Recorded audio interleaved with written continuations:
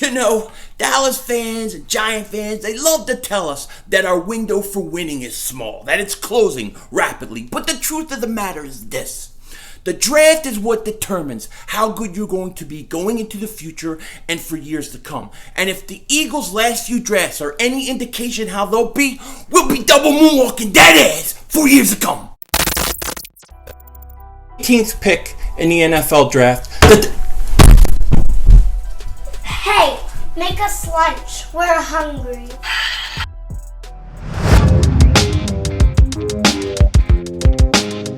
Dallas still stinks. You're my new king thing back here. So I hope everybody's having a great Monday. You know what week this is. You know what week this is. I know what week this is. I can't wait. The Eagles' first preseason game of the year is Thursday. We'll be streaming it live right here, so come hang out. And I'm excited. I am so excited that football is back, man. I just love it. Let's get this thing going. Now, the Eagles yesterday had that public practice, very intense practice. A crowd was going nuts. It was a great time. I wasn't able to go, unfortunately, but I heard all your stories and everybody who went, and it just sounds like it was a blast. Well, the Eagles today were back at practice. Now, this was a very short practice. It was only about an hour long. There was no hitting, and I think they were just giving the team some rest after the night before and how intense it was. And even this weekend, they've been hitting a lot lately, so I think they're giving the team a little bit of a break today. But hey, there was some good things to come out of today's practice nonetheless. Now, one good thing to come out of today's practice, and I want to say shout out to Andrew Pergizio. I think that's how you pronounce your last name, but shout out to you because we're going to talk about your hero, your guy that you love the most, Corey Clement. Corey Clement was back at practice taking part in all the drills. Now, yes, they weren't hitting today, but it was good to see him out there. And by all accounts, Corey Clement looks healthy, he looks fast, and this is a good thing. Because the way I see it, you have him with Sanders, with Howard, with Sproles. He provides you with a lot more depth. He can do a lot of things, especially in the passing game. We remember the Super Bowl and all the things he did. And look, we all liked Corey Clement. I loved Corey Clement and what we saw our rookie year from him. So it's good to see him back. If he provides us the same type of playing that he did in 2017, we're going to be sitting pretty, man. We're going to be sitting pretty, really deep at the running back position. But it's good to see Corey Clement out there. And to me, that was the best thing that came out of today's camp was that Corey Clement looks healthy.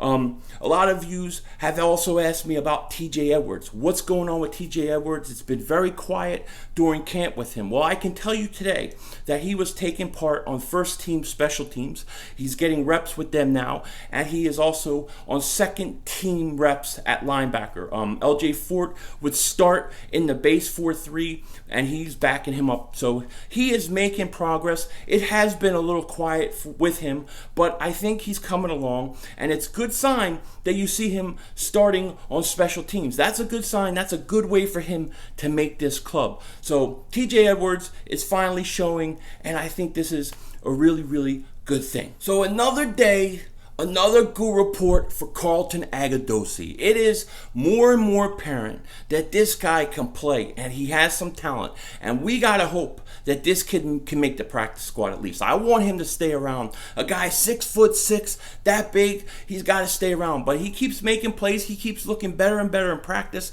And like I said, when you compare him to all the other receivers we have, he has some things that they can't do, especially with his size. So hopefully we'll see him at least, at the very least, be on the practice squad. And I heard Nate Sudfeld had a great day. I hear he's putting day after day after day, good days back to back to back. And that's a good sign. We need him to step up in case something does happen to Carson, which, God, I hope it doesn't. I don't think it will. But if it does, we need Nate Sudfeld maybe to come in and win a couple games for us. So good signs from him out of camp, Agudosi out of camp, and another guy that I wanted to talk about last night that I didn't mention was Jonathan Cyprien. Jonathan Cyprien's already second string, and he is making plays for some fumbles, and he is turning heads, man. He looks like he's healthy, ready to go, back from that ACL injury, and this is a great sign. I think Jonathan Cyprien's going to fit in really well with this team. I think they're going to use him in a lot of ways, not just as safety. I think think you'll see him come up, play linebacker position at times, go up, blitz, get into the box. He's very good against the running game. And I think everything we're hearing from Jonathan Cyprien, his first few practices, is good. And he's making plays, forcing fumbles. And this is a very, very good sign. So, yeah, I mean, overall, it was a very relaxed day. Carson Wentz had a nice touchdown pass to Deshaun Jackson in the end zone, back of the end zone. He put it between like 2 or 3 guys. It was a really good pass. He was accurate. He looked good, but it was a light practice, and they only practiced for about an hour. They're kind of getting rest today. The big negative to come out of yesterday's practice was Joe Osman getting hurt. He looks like he hurt his leg. They put in an air cast, and Shelton Gibson also left early. And as of right now, we still don't have an update of how severe their injuries are, if it's going to be something long term, or did we dodge another bullet. But still waiting to hear on it. Shame that what happened to Joe Osman. Let's just hope for the best. But as of right now, when I'm making this video, nothing has come out, so had to put it out there. Now, as we go further in camp and we keep talking about guys like Miles Sanders and J.J. Arcega-Whiteside and these guys who are rookies, who are going out there and they are showing their talent, they are showing that they are ready to contribute not only in the future but now. And I just find it interesting because I always hear people talk about, well, the Eagles, their window for winning is small. It's getting small. And if they don't do something quick, they're going to be in salary cap hell and they're going to be screwed over the long term. And you know what? I got to tell you, I think that's all crap. I think it's all crap. And here's why. Because when you look at what the Eagles have done, let's just look at the last 2 drafts. Okay, this team has really picked well. It is looking like the Eagles have drafted phenomenal over the last few years. And if you continue to hit on picks like that, then you know what? You're not going to be in salary cap hell. You'll be able to get through it, and you'll have young guys who are foundation players that will be with you long periods of time. So let's just take a look at some of these guys, right? We have last year, 2nd round pick. We didn't even have a 1st round pick. Dallas Goedert. We know how important he is to the Eagles. The Eagles went and signed another tight end just to come in and get reps because they don't want to use him. They view him in that 12-man personnel they use a lot, almost like a starter. And he definitely has Pro Bowl potential, okay? And he is going to be very good. He was a 2nd round pick last year. This is his 2nd year, okay? And then let's look at the other guy in that draft, Avonte Maddox. I continually say Avonte Maddox is a star. He is a star in the making. I love the kid. I don't care if you have him outside corner in the slot, as safety. I think this guy is going to be successful and a steal no matter where he is. So you look at just those 2 guys coming out of that draft. Those are 2 foundational players that will be here long term, in my opinion. So you get those 2 guys. And we can't forget, potential guys with a high upside like Josh Sweat. We're all expecting good things from Josh Sweat. That came out of that draft. And then you have the 7th round pick, Jordan Mailata. Jordan Mailata is a second-year backup right tackle now. He has tons of talent. We know his athletic ability and what he's capable of. And if he also develops, then you can really say that draft, the 2018 draft, was a hit, was an A+. And then we fast forward to this draft. Okay? We fast forward to this draft. You draft a left tackle. But a left tackle is huge. To have a left tackle for the future is huge. It's a foundational piece. All right? Andre Dillard has looked great.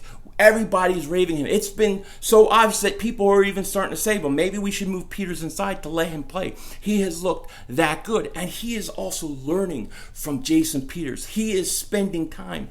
He has Jason Peters' ear. He is talking to Jason Peters. He is learning from him. And what better person to learn from than a Hall of Fame left tackle? The best left tackle in the Eagles franchise history. So that's the first pick you had this year. That looks like a good pick. It looks successful. Then you look at Miles Sanders. Well, we all know how I feel about Miles Sanders, but you don't even have to take my word. Just go listen to some of the beat reporters, some of the people that were talking about him yesterday.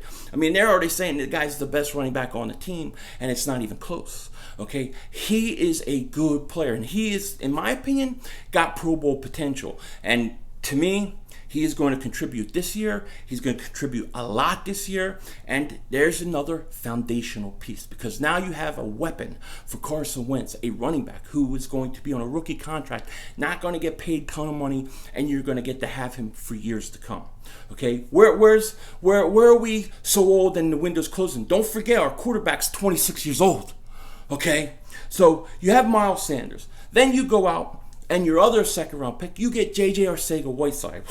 I mean, a lot of people are already talking about how this guy in 1 year, give him one more year, and he probably could go play the outside and take Alshon's spot if need be. He looks like he's a real player. He reminds me of Mike Evans. That's who I see when I watch him. Now, I don't think he's as fast as Mike Evans, but he's pretty fast, and he's shown his speed. He's shown his value, especially in the red zone, being able to go up for ball. He is a good pick. So when we look at this past draft, and we just look at the first 3 picks in it, it looks like they're all going to hit. Now, they got to go out and do it. We'll see over time. But at this point, from what we've seen so far and what we know, they've hit those 3 guys. They hit those 3 guys. They hit Goddard and Maddox, I believe, are hits last year, not to mention with possible upside guys like Mulata and Josh Sweat, who just have to show us. But I think you get 2 stars out of last year's draft. You get 3 stars out of this past draft. And then you've got to think about the draft before that. Guys like Derek Barnett. Derek Barnett is primed for a great year.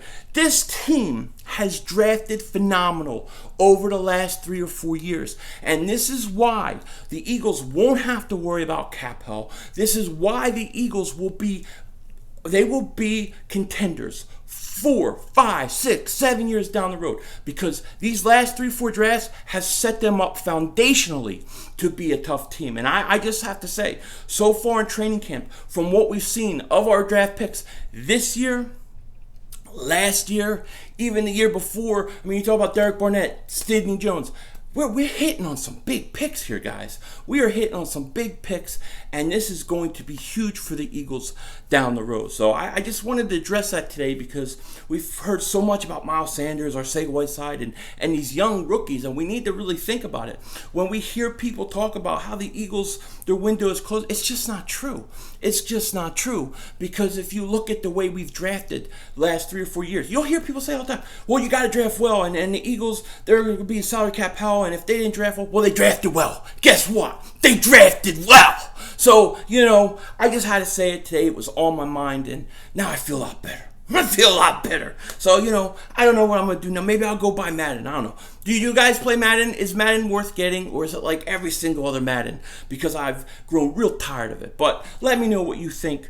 Tell me what you guys think about the Eagles' last few drafts. I think they've been very successful so far. Obviously, we have to let time play its course and let things happen and see if these guys continue to develop. But so far, from where we're at right now, looking at this team in the past few drafts, I think we've done a masterful job. With that said, take care, talk to you later, and don't be a dingbat.